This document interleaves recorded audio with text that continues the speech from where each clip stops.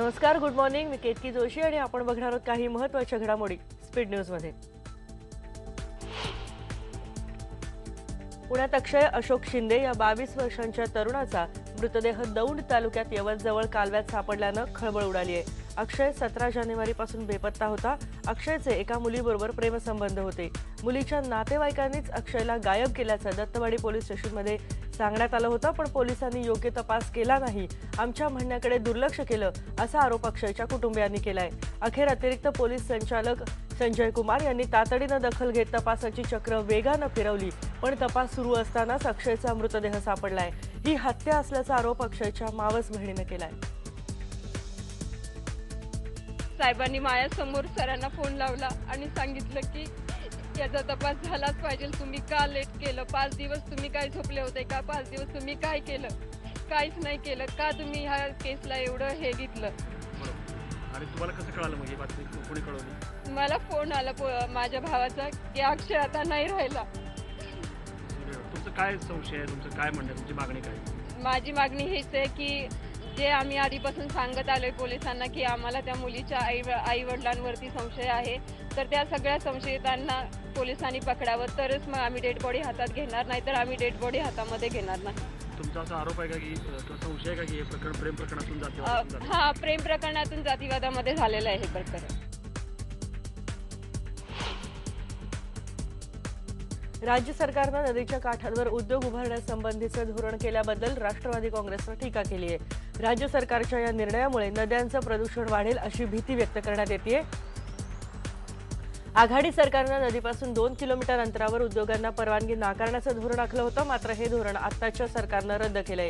Make in Maharashtra या अंतर्गत हा निर्णय घेण्यात आल्याचं सरकारतर्फे सांगण्यात आलंय. मुख्यमंत्री देवेंद्र फडणवीस सध्या जागतिक आर्थिक परिषदेत सहभागी होण्यासाठी स्वित्झर्लंडला गेलेत. एका स्विस कंपनीला मदत करण्यासाठीच सरकारनं हा निर्णय घेतल्याचा आरोप राष्ट्रवादीचे मुख्य प्रवक्ते नवाब मलिक यांनी केलाय. परकीय कंपनीला फायदा देण्यासाठी हा निर्णय घेण्यात आलेला आहे. मुख्यमंत्री दाऊला गेलेले आहे स्वित्झर्लंडमध्ये. शिंडलर नावाची एक कंपनी गेली 3 वर्ष परवानगीसाठी पाठपुरावा करत होती, पण या मागच्या सरकारने त्याला परवानगी दिली नाही. त्यांच्याशी त्यांचे तडजोड झालेलं आहे आणि त्यांना फायदा देण्यासाठी हे निर्णय करण्यात आलेले आहे. आणि दाऊमध्ये त्यांची पहिली बैठक मुख्यमंत्र्यांची या कंपनीच्या प्रतिनिधीची 1 to 1 होणार आहे. आता काय अटी व शर्तीवर हे सगळं घडलेलं आहे, काय ते देणार आहे, किती देणार आहे, कसं देणार आहे, कारण भाजपचेच लोक सांगत आहे की स्विस बँकेमध्ये ब्लॅक मनी जास्त आहे. आता देणारे लोकच तिकडे, ठेवणारे लोक पण तिकडे आणि घेणारे लोक पण तिकडेच आहे. याची माहिती या मुख्यमंत्र्यांनी दिली पाहिजे. स्वित्झर्लंडमधल्या दावोस इथं सुरू असलेल्या वर्ल्ड इकॉनॉमिक फोरममध्ये मुख्यमंत्री देवेंद्र फडणवीस सहभागी झालेत. काल त्यांनी वेगवेगळ्या उद्योग आणि आर्थिक समूहाच्या प्रमुखांशी चर्चा केली. राज्यामध्ये वेगवेगळ्या प्रकल्पांच्या उभारणीसाठी उद्योग समूहांचं सहकार्य घेण्यासंदर्भात ही चर्चा झाली. पहिल्या सत्रामध्ये मुख्यमंत्र्यांनी नोमुरा या आघाडीच्या ब्रोकरेज संस्थेचे अध्यक्ष मिनोरू शिनोहारा तसंच समूहाचे भारतातले सीईओ विकास शर्मा यांच्याशी चर्चा केली. मुंबईतल्या प्रस्तावित कोस्टल रोडच्या उभारणीसाठी तसंच राज्यातल्या विकसित होणाऱ्या शहरातल्या पायाभूत सुविधांच्या उभारणीसाठी या समूहाचे सहकार्य घेण्याबाबत फडणवीस यांनी चाचपणी केली.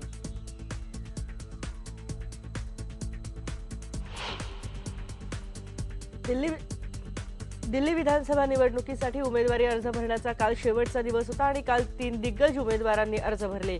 भाजपच्या मुख्यमंत्रीपदाच्या उमेदवार किरण बेदी यांनी कृष्णनगरमधून आपला अर्ज भरला.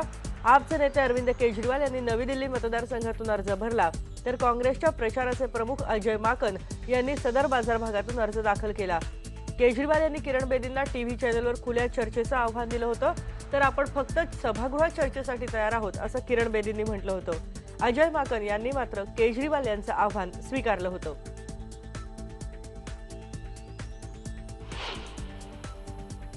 किरण बेदी दिल्लीच्या निवडणुकीत भाजपचा प्रमुख चेहरा आहे, पण या संदर्भात अण्णा हजारे यांनी मात्र आपल्याला कोणतंही भाष्य करायचं नसल्याचं म्हटलंय.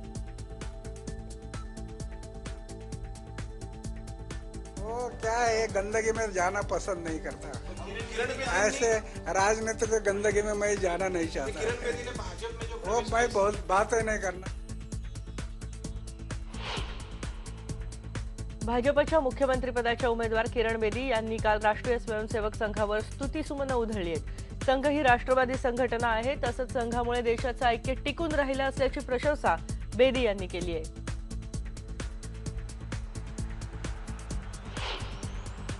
माजी पंतप्रधान मनमोहन सिंग यांची नेमकी काय चौकशी करण्यात आली या संदर्भातली माहिती आयबीएन नेटवर्कच्या हाती आहे. हिंदाल्को संदर्भातला निर्णय योग्य होता असं मनमोहन सिंग यांनी सीबीआयला सांगितलं. खाण वाटपात कोणतीही देवाणघेवाण झाली नव्हती असंही त्यांनी सांगितलंय.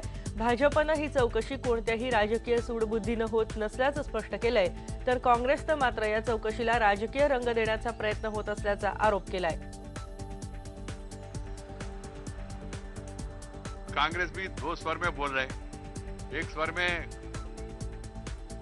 कह रहे ये विंडिक्टिव है, दूसरे स्वर में दूसरी प्रवक्ता ने कहा ये लीगल प्रोसेस है. इसमें सरकार का कोई रोल नहीं है, सरकार को कुछ लेना देना नहीं है. कोर्ट ने भी कहा पूछताछ क्यों नहीं हुआ, तो पूछताछ हुआ अभी, तो इससे सरकार को कुछ लेना देना नहीं है. I think it's totally unnecessary and pointless to politicize or sensationalize a pure legal process under a court order considering a closure report. I think it's much to be appreciated that, like a responsible citizen and somebody who is fully willing to cooperate, he answered those questions, no delay, no obstruction.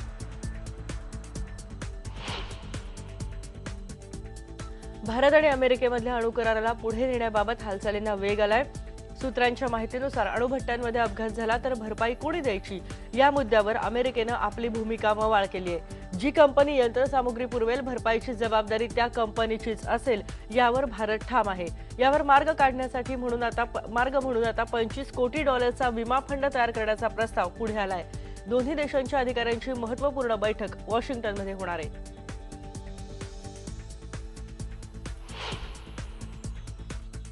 विधान परिषदेच्या चार जागा जिंकण्यासाठी आवश्यक असलेलं संख्याबळ आमच्याकडे नव्हतं, म्हणूनच आम्ही उमेदवार उभे केले नाहीत असं राष्ट्रवादी काँग्रेसचे प्रदेशाध्यक्ष सुनील तटकरे यांनी ठाण्यातल्या एका कार्यक्रमात स्पष्ट केलंय.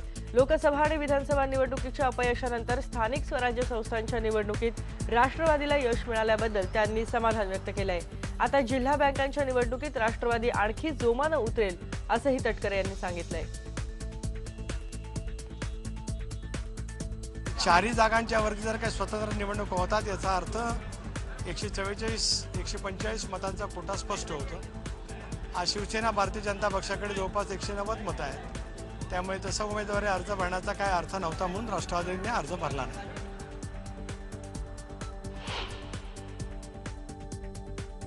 महाराष्ट्र आणि गुजरात यांची नेहमी तुलना केली जाते. उद्योगधंद्यात सध्या कुठलं राज्य पुढे आहे असा प्रश्न केंद्रीय अवजड उद्योग मंत्री अनंत गीतेंना विचारला असताना गुजरातचा पंतप्रधान आहे तर मी मंत्री आणि यावरूनच कोण पुढे आहे हे समजून घ्या असं म्हणत गुजरातच बेस्टचा सूर आळवला.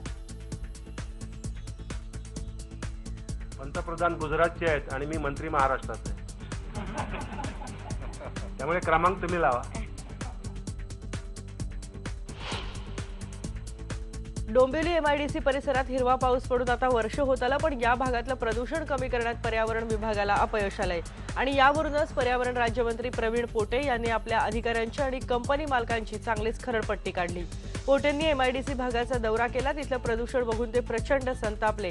एवढं प्रदूषण तुम्हाला दिसत नाही का? तुम्ही लोकांच्या जीवाशी खेळताय अशा शब्दात त्यांनी अधिकाऱ्यांची कानउघाडणी केली.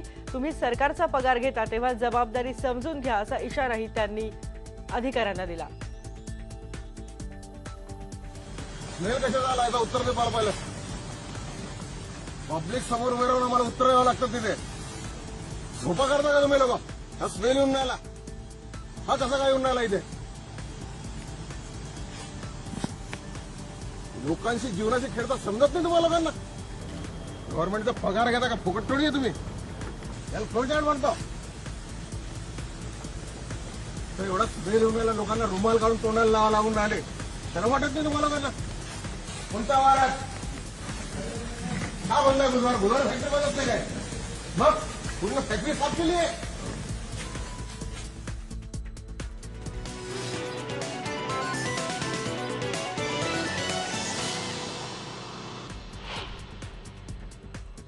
राज्य सरकारनं अरबी समुद्रात शिवस्मारक उभारण्यासाठी शिवस्मारक समितीची घोषणा केली आहे. शिवसंग्रामचे अध्यक्ष विनायक मेटे या समितीचे अध्यक्ष असून 4 सदस्यीय ही समिती असेल. सार्वजनिक बांधकाम, पर्यावरण आणि सामान्य प्रशासन विभागाचे सचिव या समितीचे सदस्य असतील. शिवस्मारकाच्या केंद्र आणि राज्य सरकारकडे असलेल्या विविध विषयांमध्ये ही समिती समन्वय साधेल आणि पाठपुरावा करेल.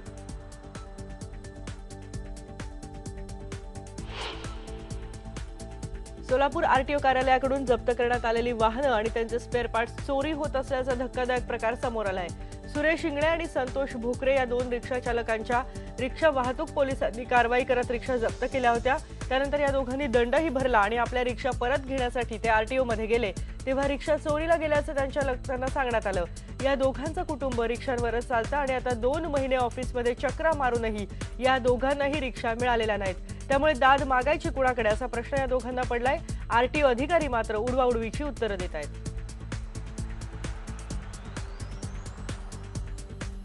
माझी रिक्षा पकडली गेलेली आहे. म्हणजे परमिट नव्हतं, प्रायव्हेट होती. पकडली 18/10/2014ला. मग त्यानंतर तिचा जो त्यांनी दंड मारला होता आरटीओ कार्यालयातून तो दंड भरला मी. कोर्टाचा दंड होता तो दंड भरला. 30 दिवस रिक्षा सस्पेंड होती. आता नंतर आल्यानंतर विचारली तर रिक्षा नाही इथं माझी. आणि आरटीओ कार्यालयात ते क्लार्क लोक उडवाउडीची उत्तर देतात. अधिकारी भेटायला तयार नाही इथं. तर अशा परिस्थितीत आमचं पोटकं चालायचं. माझा जो उदरनिर्वाह आहे तो त्या रिक्षावर आहे. 3 महिन्यापासून मी फिरतो आरटीओ कार्यालयात. तर ते म्हणजे कोणतं उत्तर द्यायला तयार नाहीत अधिकारी लोक. गाडी माझी चोरीला गेली का कुठे गेली ते मला काही कल्पना नाही. मला लवकरात लवकर माझी गाडी देणे. माझं सहकुटुंब माझ्या गाडीवरच जगतंय आणि माझे आई वडील सध्या माझ्या जवळच आहेत. माझे 3 लेकरं, माझी बायको आणि मी आणि माझे आई वडील हे माझं कुटुंब आहे. एक जप्त केलेली रिक्षा कार्यालयामध्ये आढळून येत नाही. या संदर्भात आम्ही पोलीस स्टेशनमध्ये गुन्हा दाखल करणार आहोत आणि कुठं चोरीला गेली याचा शोध लावणार आहोत. यूपीए सरकारच्या काळात आंतरराष्ट्रीय तेलाची किंमत $147 असताना पेट्रोलची किंमत 66 ते 67 रुपये लिटर इतकी होती. आता भाजप सरकार येऊनही हे दर कमी झालेले नाहीत. आंतरराष्ट्रीय बाजारातली बॅरलची किंमत आता 100 रुपयांपेक्षा कमी असूनही पेट्रोलच्या किमती कमी होत नाहीत. म्हणून काल ठाणे काँग्रेसच्या वतीने धरणं आंदोलन करण्यात आलंय.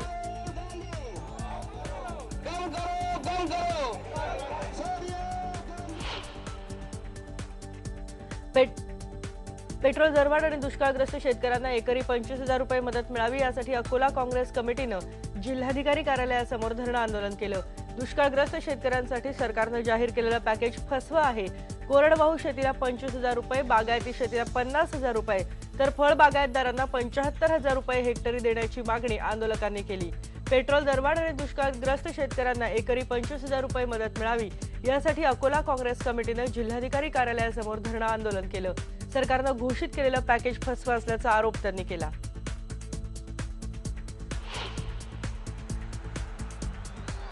लंडनमधलं लिलावात काढलेलं डॉक्टर बाबासाहेब आंबेडकरांचं घर केंद्र आणि राज्य सरकारनं 40 कोटी रुपये भरून ताब्यात घ्यावं अशी मागणी पीपल्स रिपब्लिकन पक्षाच्या कवाडे गटानं केली आहे. या मागणीसाठी जळगावमधल्या यावलमध्ये चेतावणी मोर्चा सुद्धा काढण्यात आला. त्यासोबतच 14 एप्रिलला डॉक्टर बाबासाहेब आंबेडकर जयंतीची सुट्टी रद्द करण्याचा आदेश मागे घ्यावा अशी मागणी करण्यात आली. 15 दिवसात मागण्या पूर्ण झाल्या नाहीत तर राज्यभर तीव्र आंदोलनाचा इशारा देण्यात आलाय.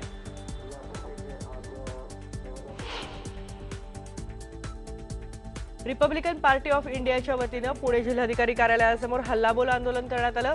जमीन तुकडेबंदी कायद्याविरोधात हे आंदोलन करण्यात आलं.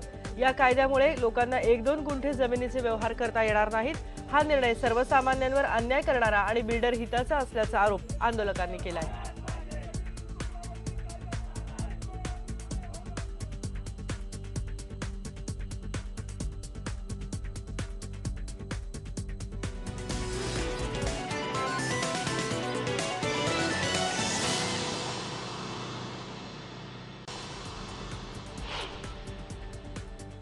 दापोली तालुक्यातल्या मोहन रांगले यांच्या कुटुंबाला 15 वर्षांपासून वाळीत टाकण्यात आलं होतं आणि ही बातमी IBN लोकमतनं काल दिवसभर दाखवल्यानंतर प्रशासनाला जाग आली. दापोलीचे पोलीस निरीक्षक विनायक गायकवाड यांनी लोणवडी गावात जाऊन पीडित कुटुंबियांची भेट घेतली आणि आता दोन्ही पक्षांना दापोली पोलीस ठाण्यात चर्चेसाठी बोलवण्यात आलंय. पीके सिनेमाच्या समस्या संपताना दिसत नाहीयेत. आता दिल्ली हायकोर्टानं चित्रपटाचा निर्माता विधू विनोद चोप्रा, दिग्दर्शक राजकुमार हिरानी आणि पटकथा संवाद लेखकाला नोटीस पाठवली आहे. या नोटिशीमध्ये लेखकानं फरिश्ता या पुस्तकातला भाग विनापरवानगी चित्रपटात वापरल्याचं म्हटलंय. फरिश्ता या पुस्तकाचे लेखक कपिल इसापुरी यांनी हा आरोप केलाय.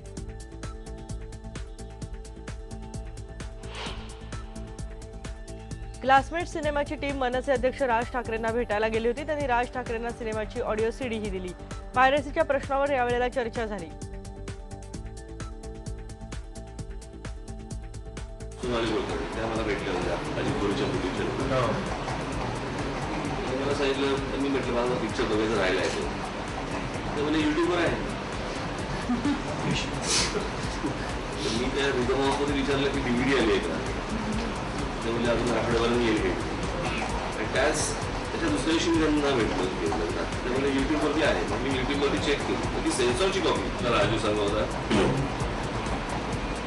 फिल्म रिलीज झाल्यावरती काय तू काय करायचं म्हणून मी लोणावळा गेलो. लोणावळ्यावरनं गेला, परत कधी मुंबईला काम करून परत आला आणि एका दिवसासाठी आला आणि परत गेला लोणावळ्यात. ते बंगलोरची कॉलनी इथे गेटवरती तो वॉचमॅन दरवाजा उघडत होता. उघडत असताना तो बोलला, साहब दिखे बहुत अच्छी है. तो बोलला की अच्छा देखिए आपण, हाँ देख रहा हूँ अभी.